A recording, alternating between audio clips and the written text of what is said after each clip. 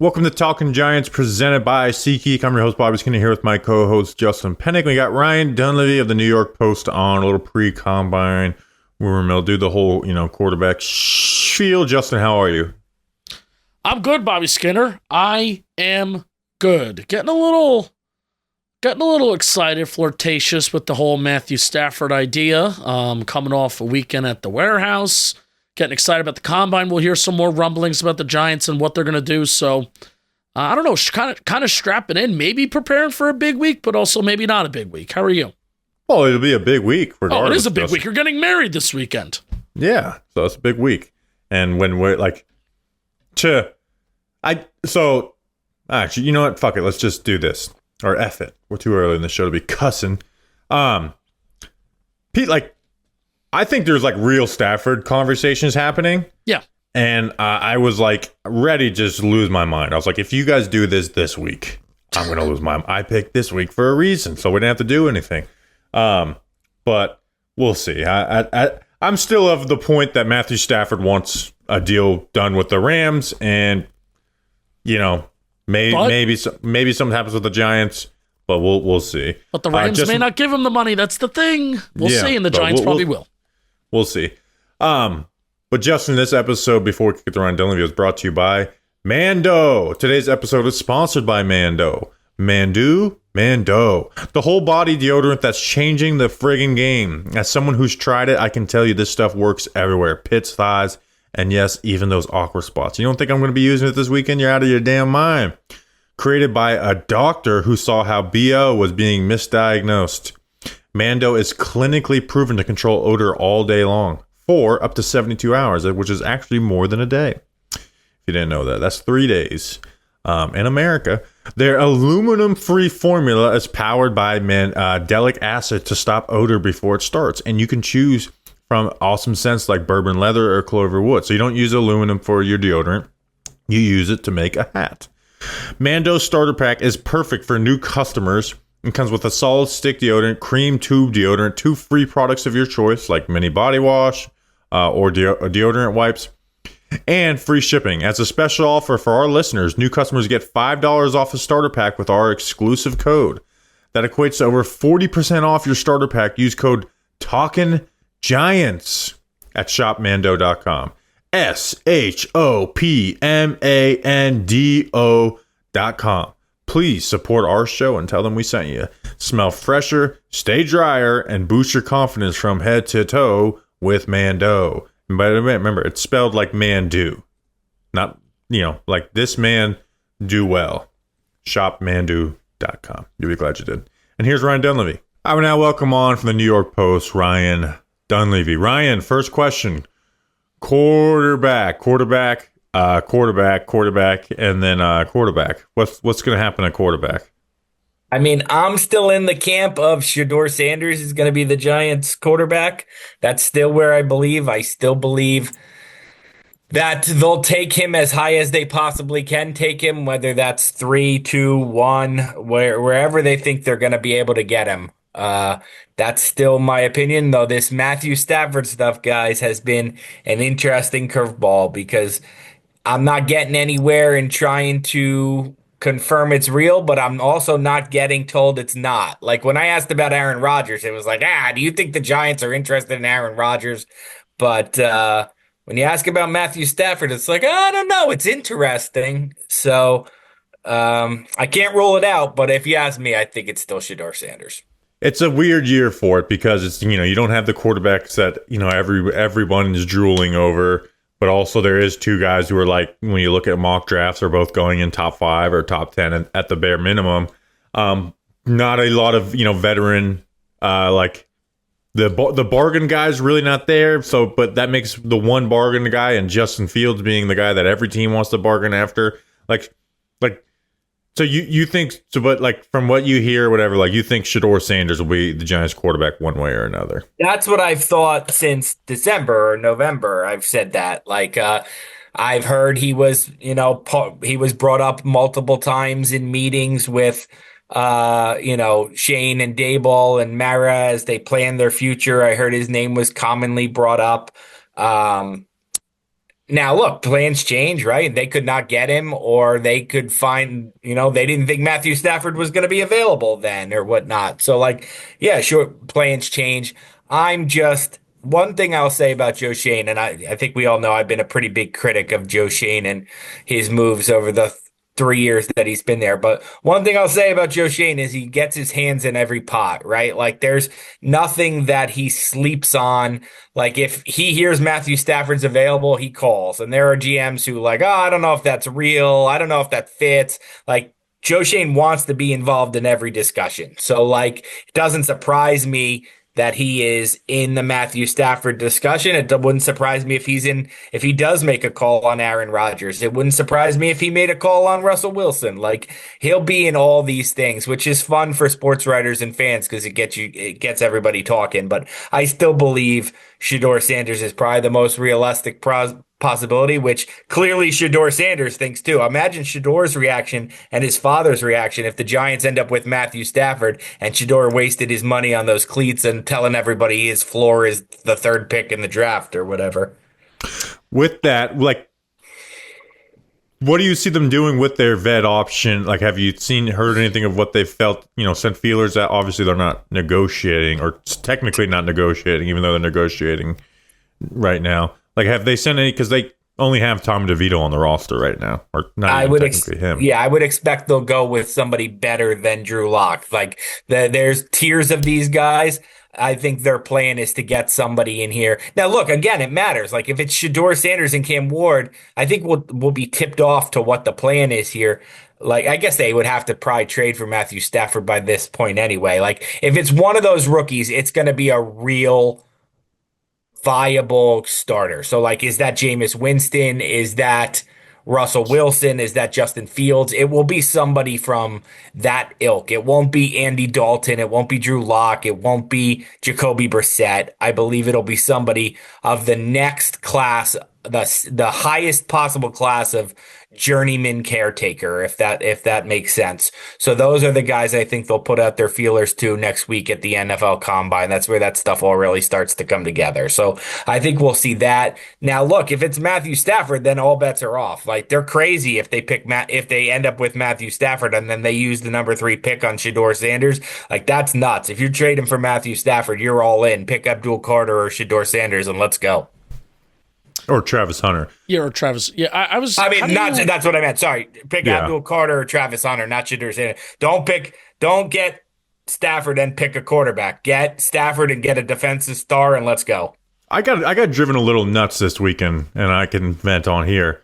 Because, we put out a clip talk, because I have that same opinion about not drafting the quarterback if you're trading for Stafford. I cannot believe people look at Atlanta and be like, we'll see, it worked out for them. Because, like, I think people are so quarterback hungry that they're like, oh, well, they have quarterback. So everything that they did to get them. No, they just should have not signed Kirk Cousins if they thought they were going to draft Michael Penix. Like, that's a crazy, like, if you believe in a quarterback, you should not be creating a way for him to sit on the bench 2-3 years. It's totally different when you are the team that has that, Aaron Rodgers, and then you draft a guy and you're like, hey, when he plays type. You don't go out and like, all right, now we've created something to stop you from playing in the near future. By the way, that's taking away resources to build around you. Like, if you believe in a quarterback, it's totally different when you do what the Packers did and like Aaron Rodgers fell into your lap at 24 or Jordan Love fell into your lap at 27. You don't fall into your lap at 8. Like Michael Penix, if you wanted Michael Penix, then you would have traded up to 6 or whatever to make sure you get Michael Penix. And no, what they did was nuts. They could have used they're going to end up wasting $100 million on Kirk Cousins that if they had, they would have signed, I don't know, get guys who was the top pass rusher available last year, like in free agency. They would have signed Bryce Huff or whoever, and they would have probably won the NFC South.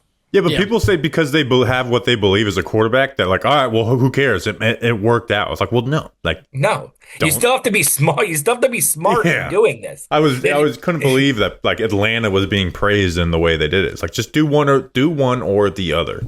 Yes. Well, Ryan, let me ask your opinion on this because I don't think we have facts or anything at this point at this stage, but I've been saying to myself quite often, and I see people say, oh, it's the worst kept secret that Shedeur Sanders to the Giants, and the Giants like Shedeur, and Shedeur likes the Giants. And then I think we eventually have to get to the point of, okay, well, is this even a secret? Like, everybody knows that the Giants desperately need a quarterback, and, or hey, they're pick 3, but you even just said that if they had even pick 1, that maybe they would choose Shedeur over Cam Ward, which I know some people would roll their eyes at. So, how do you interpret where, we now know Joe Schoen for the last 3 years, where typically he's been pretty tight-lipped himself with what the Giants need or what he wants to do and everything like that. So how do you interpret this very bad kept secret that the Giants like Shedeur and then even the love goes vice versa, apparently?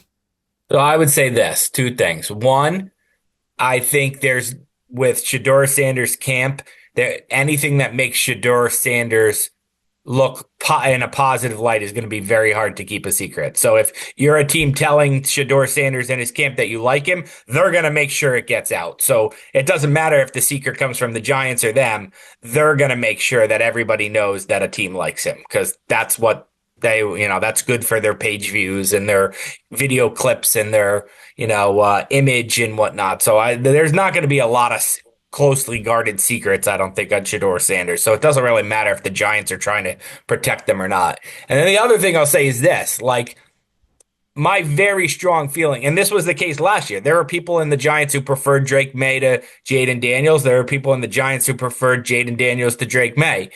That's going to happen again. It's not going to be unanimous that the Giants, all the people in the building, the scouts, Dennis Hickey, Tim McDonald, Brandon Brown, Joe Schoen, Brian Daboll, Mike Kafka, all the people that are going to have a voice in this are not all going to prefer Shedeur Sanders. It's not going to happen. What we saw on Hard Knocks is what I know to be true about Joe Schoen is he kind of digs in on his opinion. So, if his opinion is Shedeur Sanders, then it's probably going to be Shedeur Sanders. It will be interesting to see if Joe Schoen has grown to take into account the smart people in his room's opinions more. Which, honestly, if I'm a GM, I'm taking the quarterback I like, no matter what anyone in the building's saying. Hopefully, I hope he agrees with me, because I always when they do that. That's fine. So you do that, especially maybe on quarterback. But I will tell you, the clip that gets the number 1 clip from Hard Knocks people talk to me about, and I'm talking about the Super Bowl, I'm talking via text, I'm talking whenever people talk to me about, oh, you cover the Giants, Hard Knocks. Number 1 clip is Mara can't sleep in Philadelphia. I just spent 8 days at Super Bowl, man. Everybody talked about this Hard Knocks for 8 days. Number 1, Mara can't sleep in Philadelphia. Number 2, who was that guy? And the guy is Chris Rossetti. Who was the guy who said, what if somebody signed Saquon Barkley as not a running back and sees him as a weapon, and Joe Schoen basically shot him down and laughed at him? Who was that guy? Because that guy seems smart. And it's that was probably a good example of where Joe Schoen could have listened to Chris Rossetti. Yeah. You just mentioned that you were down in New Orleans for a week, and the biggest regret of my trip is that I didn't get a chance to see you. You texted me, and I feel you big time me. I big time you. I big time. I was only down there for 2 days, and we had a lot of crap to do. The biggest regret of my trip. You were down there for a week, I'm sure you had conversations with reporters, writers, and I'm sure all people from all around the country. Radio Row is a good place to ask people things. Yes, about the Giants. So what? Number 1, if there's any kind of insight about kind of what's going on, but then also number 2, what are people saying about the Giants? Because it's been a year of where we've been a punchline. Did that kind of just continue? Did any kind of optimism come from Super Bowl week talking to people around the country? No, I would say no. There was not a lot of optimism with the Giants. It was a lot of, whether you're talking to other reporters or analysts or former players or current players like Micah Parsons, there was not a lot of optimism on the Giants. There was a lot of what is their plan? What are they doing? Why did they keep these 2 guys? Now they're going to be rushed into picking a quarterback.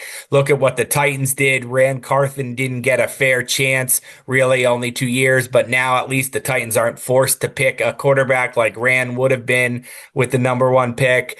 There was a lot of they feel like they're in no man's land talk. I mean, punchline. They've been a punchline for a year. I don't know. People weren't really making them a punchline. There was just a sense of confusion and desperation about the future of the Giants. Yeah, we talked to people in Mobile too, and it's just the vibe you came away from is like whenever you're talking, it's like it feels like a year where everyone's just kind of waiting for them to be fired, which I think is like kind of new territory for the Giants because of their lack of patience with head coaches. Because they've been gone every 2 years, but it just feels like that's what it is with the New York Giants. The feeling I got from people was that it's kind of like asking about like, and I get that I'm not a big NBA guy, but it's kind of like asking recently about like, oh, what's up with the Pistons? And I guess they're gotten better now, but they've been irrelevant for so long. Or like, what's up with like the Pittsburgh Pirates? Like, people are just like, oh, you want to talk about the Giants? Don't compare us to the Pirates. I'm just saying, like, so far off the radar of mattering and relevancy. That's where people are looking at the Giants which right is now. sad. I'm a big Cade Cunningham fan. He's averaging 25 a game this year. So, yeah, I guess they've gotten good. Yeah, I guess they've good, but they haven't mattered for a really long time. Yeah. I want to go back to the quarterbacks and revisit this. Would you view it as like a desperate move if they did trade for Stafford and didn't draft a quarterback? Because I think that's where obviously the compensation matters, but I do struggle giving a 37-year-old QB a new contract and trading for him, but I also kind of understand it if they don't believe in the quarterbacks in the draft. Yeah, so there's a couple parts of that, right?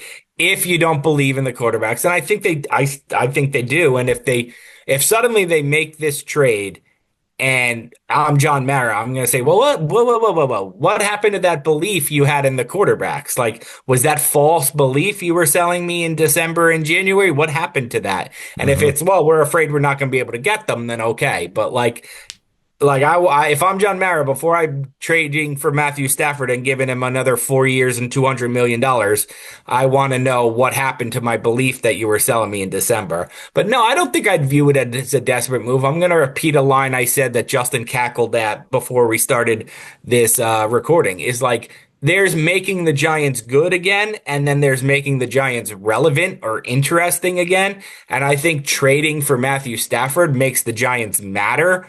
Because then all of a sudden now you're going to sign some, veteran free agents. Now you're going to sign DJ Reed, and you're going to sign somebody, one of the top pass rushers, and all of a sudden you're going to maybe you're going to get Trey Smith or the next best guard to keep Matthew Stafford upright. All of a sudden you're going to matter, and like, is it a little desperate? Yeah, but if like people just assume that because like Nate Solder failed and Kenny Golladay failed, like that you can't do that. Like if you sign the right guys, you can do that. The problem is like the Giants have a history of big spending sprees that flop.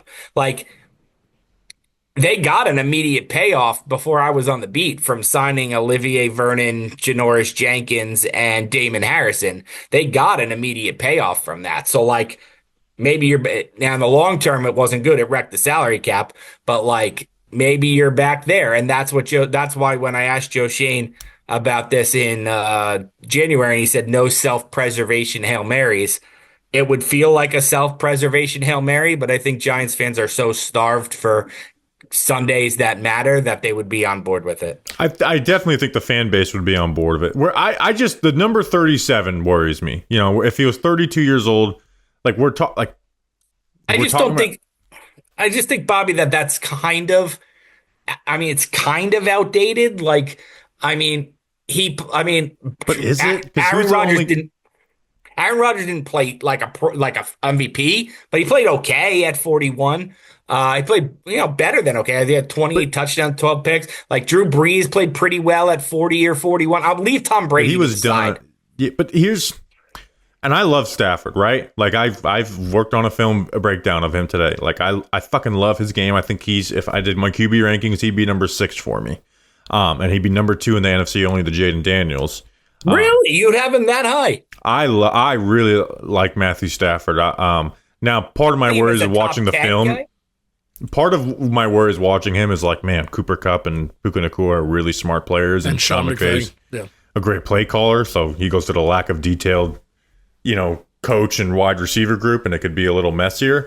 Well, Puka Nacua is coming here if you get Matthew Stafford. That's what's happening. Do you mean right? Cooper? Not Cup? Puka. I mean Cooper Kupp. Cooper Kupp is coming here if you get Matthew Stafford. That's happening. Like it's going to be a Devontae. It's going to be a Devontae Adams, Aaron Rodgers thing where he's going to want to go where Matthew Stafford goes. Sorry, I said Puka Nacua. I meant Cooper Kupp. I would think he's going to sign where Matthew Stafford ends up. Yes. Their wives are very close. As long as it's not a trade because of, that contract he has. So let's move off of quarterback a little bit. I will say the Athletic, Jordan Rodriguez, is very plugged into the Rams. She's one of the best Rams reporters. She's very plugged in. And I think she said in her reporting today that the Rams had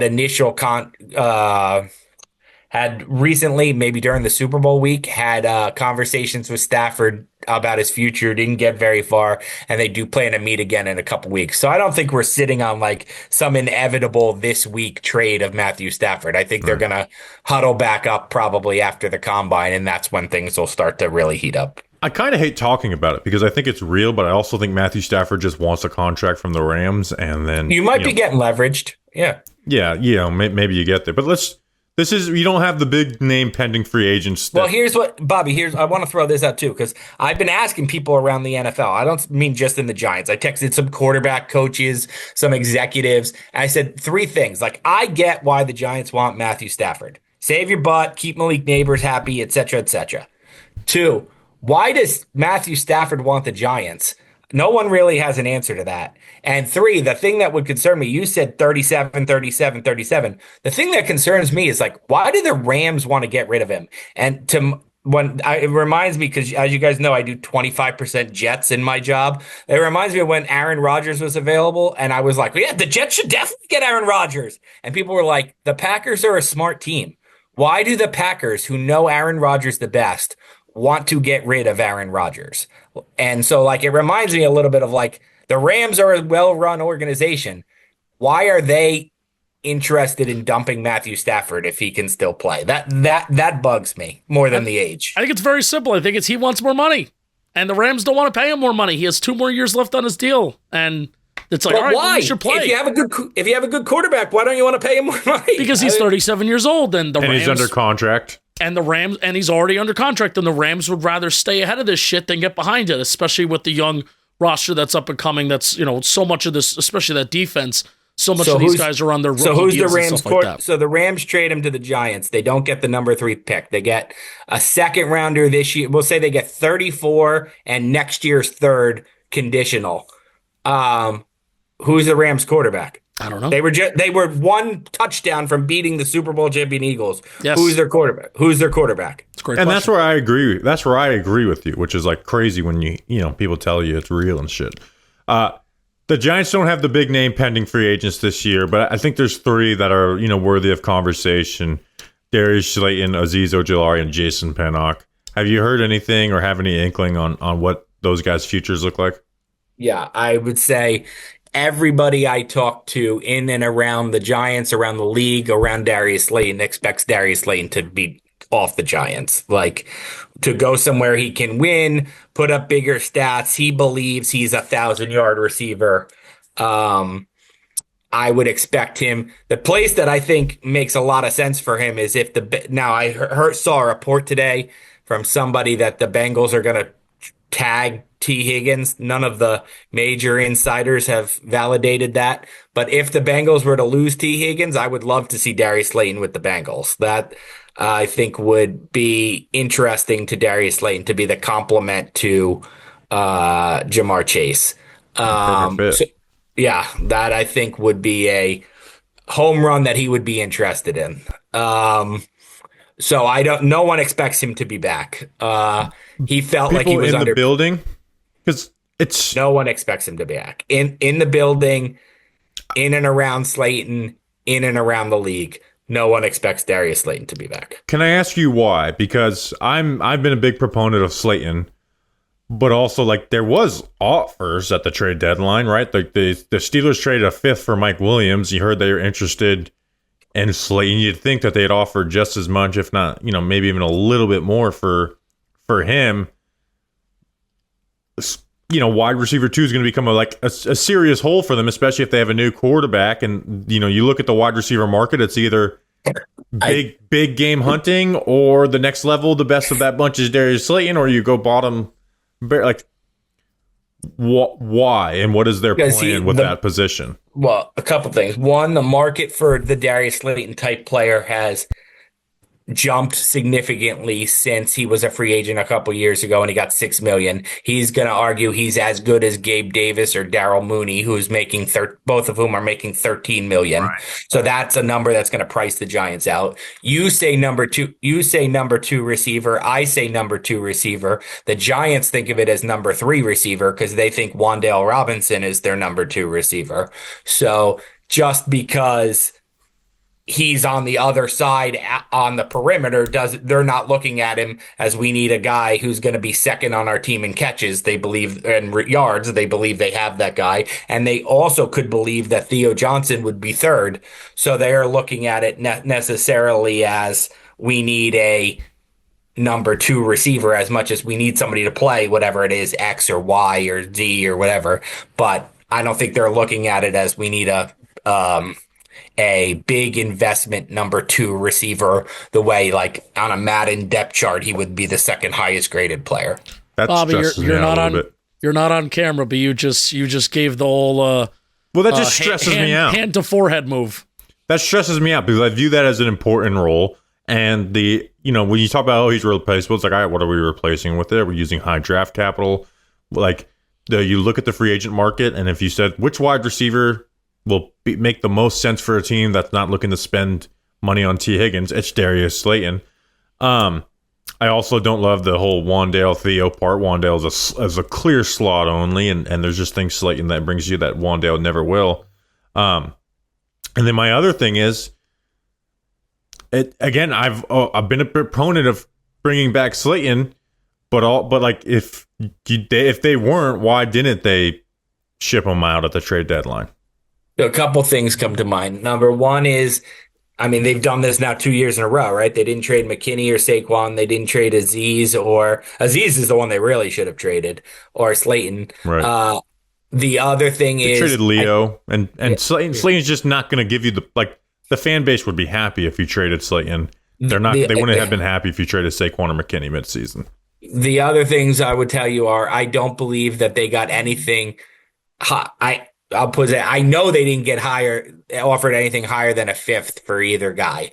I'm not even sure they got a 5th. They might have gotten 6ths, but I know they didn't get higher than a 5th for either guy. And I'm not sure. I probably said this on your show before because I think I've written it.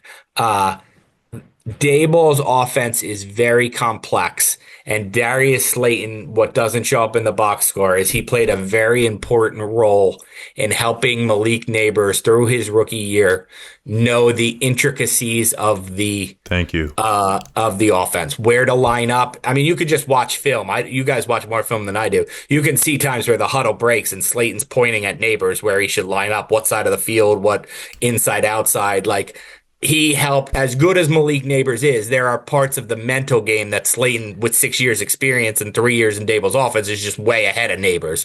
And he was a very important tool that to me is probably more valuable than adding another Carter Coughlin type player in the 6th round of the draft. So I think that's why. Now you can use what I just said. With that. Throw that back in my face and say that, well, then you got to resign him, right? But you would hope Malik Neighbors after a year picks up some of the stuff that Slayton was teaching him. Yeah, I just view that role as that second outside receiver as pretty important, especially if you're going to bring in a young quarterback here. And So do I, but I know what's going to happen is I can hear Joe Shane in my head right now saying, well, you only have so much money to do it. And you want a new number 1 corner, right? Everybody wants a new number 1 corner, right? You got to have DJ Ward or Charvarius Reed or a Charvarius Ward or Carlton Davis or Byron Murphy. You're going to have that guy. Well, you definitely need a new number 2 defensive tackle, right? You can't go in with Nacho and Elijah Chapman. So all of a sudden the money is going to go away. And I think they're going to look at receiver as a position where they feel they have two guys they're very confident in, even if one of them plays slot. So they're going to divert the money to other places. That's my strong inclination. All right, before we keep talking to Ryan Dunleavy, today's episode is sponsored by Hims. Men, life is stressful. You have plenty to worry about. Without adding performance in the bedroom to your list, Hims provides access to treatments that can help you stay hard and last longer, giving you that boost of confidence so you can be ready for whenever the mood strikes. I tried saying had like Dave Gettleman. Hims is changing men's healthcare by providing you with access to affordable sexual health treatments from the comfort of your couch. The process is 100% online, so there's no need for uncomfortable doctor's visits. Start your free online visit today at hims.com/giants. That's HIMS.com/giants for your personalized ED treatment options. The product mentioned are chewable compounded products which are not approved by or verified for safety or effectiveness by the FDA. Prescriptions require an online consultation with a healthcare provider who will determine if appropriate restrictions apply. See website for details and important safety information. Subscription required. Price varies based on product and subscription plan. You will be glad you did. Let's keep talking to Ryan Dunleavy about the New York Football Giants. Okay. Jolari, I think, is the most unpredictable. I never understood like these big contract predictions for him, and then he got hurt again. Is there any way he's back on a cheap deal? No, I don't think so. Somebody will overpay him, right? Like, will they though? Like, he hasn't had any production. Yes. Edge rushers get overpaid all the time. Bryce Huff got 3 years and $51 million and didn't even play as a guy who had 10-sack season in his career. He wasn't even a starter. Like, yes, edge rushers get paid, and that's just the name that comes to mind because it's New York. But edge rushers get overpaid all the time in this league, and you have a guy who some analytics place somewhere some analytics department in some team is going to tell you, I'm looking it up right now, that he has, when healthy, he hasn't been great in those advanced numbers in the last 2 years, though. 22 sacks in 46 games. So they're going to tell, including 6 and 11 last year. So basically as a sack every 2 games. So somebody's going to tell you if you can keep him on the field, that's 9.5 sacks per season. And with upside, if he's playing more snaps as a starter, they're going to tell you that he's a 12-sack guy. Some analytics department is going to tell you we just need to keep him healthy, and he's a 12-sack guy. He's a 24-year-old 12-sack guy. He's going to get. I would be surprised if he doesn't get at least $10 million a year, and the Giants aren't going to pay that for a third edge rusher. How about Jason Pinnock? He could stay. He could stay. I think of all the names, that's probably the most likely to stay. He likes it. Knowing him, he likes it here. I don't think he had a very good year, so I think his price is probably less than it would have been at the start of the season. He is comfortable in this defense. Joe Shane doesn't really believe in spending big money on a safety, so I don't think he will shop at the top of that market. That's a guy who I don't think will resign before free agency opens, but come like the Thursday or Friday of that first week, if he hasn't had his big offer or whatever, I think he's a guy who could come back here on a 2-year deal. So the Giants fired Jerome Henderson. They bring in Marquand Manuel. That was the only really big firing of this offseason in terms of, hey, you had a bad season. We're going to change something. That was really the only change that they made. So talk to me about, do you think Jerome Henderson a little bit of a scapegoat fire, and then also just Shane Bowen's defense overall? You kind of have to be a little bit worried that it seemed like the owner did everything but fire Shane. I have never seen somebody fired before he was actually fired and then actually retained the way that Shane Bowen was. The entire fan base for about a week was talking about Shane Bowen like he was fired. I was talking about him and hoping and praying that he would go to New England. I've never seen this before. This guy's under contract and he's here. So, talk to me a little bit about that. The only kind of personnel change that they made defensively, really on the coaching staff this year, was that the major one, the DB coach, and Shane Bowen heading into year number 2, despite not having any confidence from ownership or maybe even Brian Daboll. It was wild. I basically consider him fired too. I'm not going to lie to you. Crazy. So it was wild, and it drove me nuts because the reason it drove me nuts is because like the offense stunk. So like we got to stop as Giants. Well, this is an offensive nation. head coach. So come on. I know you Well, know I'm that. saying like as Giants Nation or whatever, we have to stop blaming the defense. Like Shane Bowen's defense wasn't good, but like the offense was terrible. And it was like they weren't losing games because of Shane Bowen's defense. They can't score. They haven't been able to score since Pat Shurmur left. Yeah. So like that's why it was driving me crazy. The idea that Shane Bowen was going to get scapegoated after Wink Martindale got scapegoated, after Patrick Graham got scapegoated. I mean, like eventually it has to be like it has to be the offense. You have to catch up to the way football is being played in 2024.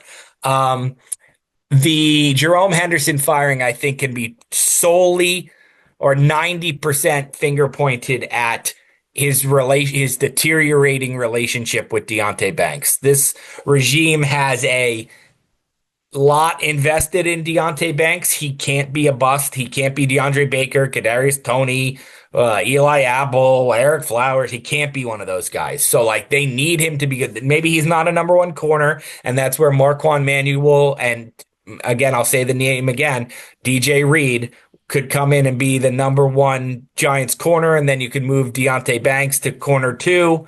I think Jerome Henderson, who went to bat he told us he banged on the table for Deonte Banks. I like this kid. I can work with this kid. And it didn't work out. And I think Deonte Banks was angry that Henderson called him out in public to the media, not once, twice. And not every player takes well to that. I respect that method of coaching. I don't think coddling works. Clearly, Jerome Henderson, a former player in the NFL, knows you don't coach everybody the same way. He felt like Banks was somebody who needed that kind of ownership basically placed on him. And Banks did not like it. Don't know this, but I wouldn't be surprised if Banks let it be known to Daboll and Shane that he didn't like it. And I would think that Jerome Henderson's no longer being here is very, very tied to Deonte Banks's lack of development and lack of response to being called out. Because Brian Daboll never calls anybody out, right? The only person he ever called out in 3 years was Daniel Jones. That's not his way. So I'm not surprised that he didn't like that Henderson did that. So how is it? I mean, how's the relationship with Bowen and Kafka staying? Right, everyone kind of. Everybody stays. Yeah. Oh, yeah. Actually, yeah. That's a new question. Who's calling plays next year? We get to do that all offseason. We get to do that all offseason, right? And again, we all thought Bowen was going to be fired, and we all thought that Daboll was going to give up plays after Mara talked. Bowen didn't get fired, and if I had to guess, I would think Daboll is going to call plays. Even though he brought it up. Correct. I don't know if I'm not so good line, Bobby. I don't think he brought it up at all. Good line, Bobby. The guy was Ryan Novozinski at NG.com who called Daboll on that. I don't think he brought it up at all. He lied. Yeah. He lied. Yeah, he lied. Liar. Coaches lie a lot, guys. That's shocking. I would say this. If it's Kafka and Daboll, I'm going to leave the door like slightly ajar. If it's Kafka and Daboll, I think Daboll will be the play caller. If it's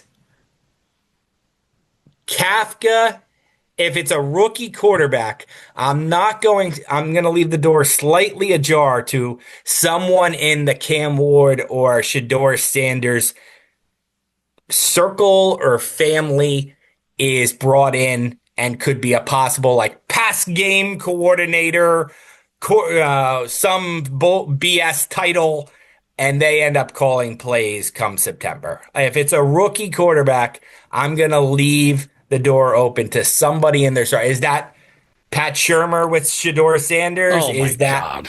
Is that somebody from Miami with Cam Ward? I'm going to leave open a staff addition in May with some what is Kafka? He's offensive coordinator and assistant head coach, right? So you could add a pass game coordinator title to somebody and they end up calling plays. I'm going to leave that possibility open if it's a rookie quarterback. If it's Stafford, I'm going to say Daboll is still calling plays. Ryan Dunleavy, I'm telling you right now, I may consider shitting in a plastic bag, tying it up, and throwing on the field during training camp.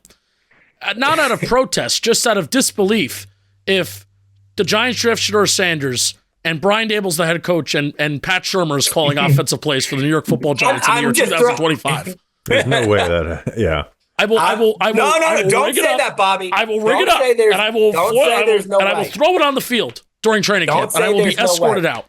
I wouldn't be leaving the door slightly ajar if there was no way. Ajar means open in Spanish, by the way, right? Yeah, I would not be leaving the door slightly ajar if it was no way. Would I bet on it? No, I wouldn't bet on it. But if I was betting with like 100-1 odds, I would bet on it. But I would not say there is no way. We've seen head coach. That would be the cherry on top of all of this. It's happened, right? Vance Joseph was the Broncos head coach. Got fired and years later came back as the Broncos defensive coordinator. Wade Phillips was the Broncos head coach. Years later came back as the Broncos defensive coordinator. It's not totally absurd. And I can promise you Dion would be in favor of it. You got to write a feature in the New York Post about us because the Giants running backs had more rushing yards than the Giants running backs did the year before. Wait, what? Wait, what? Remember, we made a bet. We made a bet in training camp or some interview where we said what happens. Like, make a bet. I can't remember what it was about the Giants. If the Giants running backs get more rushing yards this year without Saquon Barkley than they did the year before with him, and they did. They did. I think isn't that funny in all of this Saquon Barkley stuff? Is that I think that should be negated by the 2,547 rushing yards that Saquon had in Philly. Listen, the issue was never it was never about Saquon Barkley individually. It's about investing into this without getting the results desired out of it. Yes, that's again. No one had a healthy season, which was a new thing. Yeah, for him. No one wants to hear me talk about Saquon Barkley anymore. But I just think the Giants stop you though. No, the Giants would not. The Giants would not have been a good team with him. They would not have reached the train wreck status that they reached with him. There's just no one can convince me otherwise. I'm in the locker room too often. The players that stopped playing, the scores that were so uncompetitive, the intangibles, he would not have allowed that to happen. So, but I'm not. I just wanted to bring that up because I actually don't. Yeah. I have no desire to debate about it because I'm actually on like the running back side for the last 5 years for not fully, but like the people who like that Marcus Mosher guy who tweets out the running back captain every year, which by the way is the most bullshit thing ever because he doesn't put their average annual value, he puts their cap hit for that indivital year. Correct. For a lot of times, he kept Marshawn Lynch off of it and put Percy Harvin because he was a leading rusher and that. You're speaking my language. Ray Rice had a $15 million signing bonus that year and a $2 million salary. So he counts the salary, but not the Ray Rice. And then, so what's he going to do this year? He's going to change it to running back leader in the Super Bowl because if he still does leading rusher, it's got to be Jalen Hurts. And Jalen Hurts makes... If he was committed to it, he should have just put out like leading rusher and not put Saquon Barkley on the graphic. But there's that. Do we have? No, it should be Jalen Hurts. Jalen Hurts was the leading rusher in the Super Bowl. He had 78 rushing yards. It's got to be him and his $55 million. That's true. Justin, do we have anything else, Justin? No, we have nothing else. Ryan Dunleavy. The combine is in a couple weeks? I leave next Monday. Oh my gosh, it's not a couple weeks. It's now. No, it's next week. Yep, it's next week. And I think it'll be an interesting combine for the Giants. I think they'll be, like I said, Joe Shane's got his hands in a lot of pots. So I think you'll get some Giants nuggets and news out of the combine, whether it's draft stuff, free agency, Stafford, Shedeur, Hunter. I think the Giants will be a buzzy team at the combine. We're not the Pirates. We're better than the Pirates. Not in the offseason. Come Don't the Pirates have like the best pitcher in baseball right now? They do. But Well, the Giants have the best right. The Giants have the best receiver. The Giants have the best receiver. The Giants have the best defensive tackle and a top 10 receiver. So. And everybody's mad. And everybody's mad at the Pirates that they have the best pitcher and they're going to do nothing with them. And it's the same thing with the Giants. Everybody's mad at the Giants that they have a good receiver. They have a good defensive player. All we need we're going to now. Do nothing. The Pirates have the best pitcher, and he's dating the third most famous woman in the country right now. So all we need now is Malik Neighbors to start dating who's between Olivia Dunn and Taylor Swift, Sabrina Carpenter. Yes, there you go. Malik Neighbors and Sabrina Carpenter, and we're done. Oh, that would be quite a couple. Yep. My lady had to explain to me who Sabrina Carpenter was because she was on the Dunkin' drive-thru, and so that's how I know who she is. All right, that's an episode. Or actually, her songs are pretty. The lyrics to her songs are very. What are your thoughts on them? The lyrics to her songs are very. What's her most popular song? Her most popular song is Espresso, which is why she's on the Dunkin' Donuts. Oh. Yes. Right. But she has some songs that are flirtatious. Let's say that. Well, I'm looking at this one. Word. Switch it up like Nintendo. That's. Jeez. All right, that's an interview. Thank you, Ryan. We'll look into the one that we'll look into Taste. Look into the lyrics. Yes, of Taste is a good one. No, you know what? I'm not going to look into any of it. Ryan Dunleavy, thanks for jumping on with us. Thanks, guys. All right, thank you, Ryan Dunleavy, for joining the show. Justin, any last words before we get on out of here? Any last words? What's coming up for Friday's show? Are we going to do the impending free agent show?